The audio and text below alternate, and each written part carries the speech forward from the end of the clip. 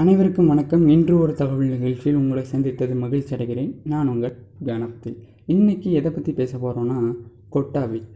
கொட்டாவி ஏன் வருதுன்னு நம்மள சில பேர்கிட்ட கேட்டோம்னா, மூளைக்கு ஆக்சிஜன் போகலை, அதனால தான் கொட்டாவி வருதுன்னு சொல்லுவாங்க. ஆனால் அது தவறு. நம்மளோட மூளை கம்ப்யூட்டரில் இருக்கிற சிபியு மாதிரி ஏதோ ஒரு விஷயத்தை ப்ராசஸ் பண்ணிக்கிட்டே இருக்கும். நம்ம சும்மாவே இருந்தாலும் ஏதோ ஒரு விஷயத்தை பற்றி யோசிச்சுக்கிட்டே இருக்கும். தூங்கினா கூட கனவை ஜெனரேட் பண்ணிக்கிட்டே இருக்கும். இந்த மாதிரி வேலை செஞ்சுக்கிட்டே இருக்கு இல்லையா? ஸோ வேலை செஞ்சுக்கிட்டே இருக்கனால நம்மளோட மூளை சூடாகும். கம்ப்யூட்டரில் சிபியு சூடாகும் பொழுது ஆட்டோமேட்டிக்காக அந்த கூலிங் ஃபேன் சுற்றி சிபியு கூல் பண்ணும். அதே மாதிரி நம்மளோட மூளை சூடாகும் பொழுது கொட்டாவி அந்த காற்று நம்ம மூளையை கூல் பண்ணும்.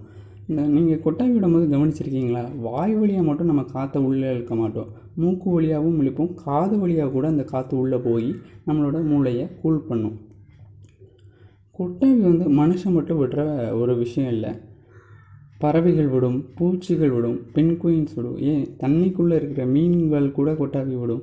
ஏன் நம்ம பிற குழந்தையாக வயிற்றுக்குள்ளே இருக்கும்போது கூட நம்ம கொட்டாவி விட்டுருக்கோம்.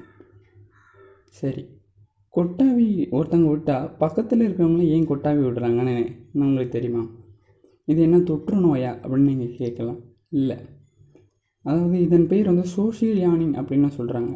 அதாவது நம்ம ஒரு கூட்டத்தில் நிற்கிறோம், கூட்டத்தில் இருக்கிறவங்க எல்லாருமே ஓட ஆரம்பிச்சிட்டாங்க, நாம் மட்டும் நிற்க மாட்டோம். ஏன் எதுக்குன்னு தெரியாமலே அவங்க கூட சேர்ந்து ஓட ஆரம்பிச்சிடுவோம். அதே மாதிரி தான் நம்மளோட சப்கான்ஷியஸ் மைண்ட் பக்கத்தில் இருக்கிறவங்க கொட்டாவி விட்டோன்னே நம்மளே அறியாமல் நம்ம கொட்டாவி விட்டுருவோம். இதுதாங்க காரணம். இந்த தகவல் உங்களுக்கு சுவாரஸ்யமாகவும் பயனுள்ளதாகவும் இருக்கும் என்று நம்புகிறேன். மீண்டும் மற்றொரு நிகழ்ச்சியில் சந்திப்போம். நன்றி, வணக்கம்.